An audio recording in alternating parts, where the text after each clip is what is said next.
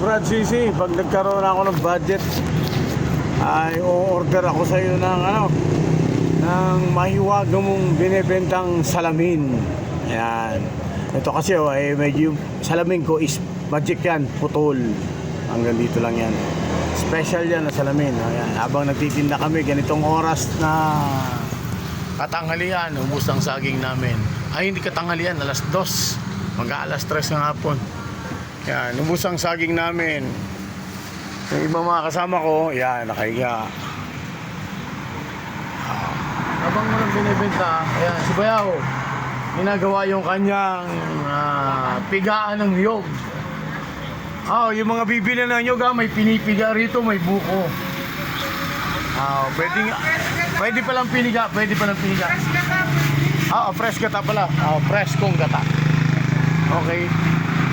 Ito, may customer tayo. Okay, bye-bye, bye-bye.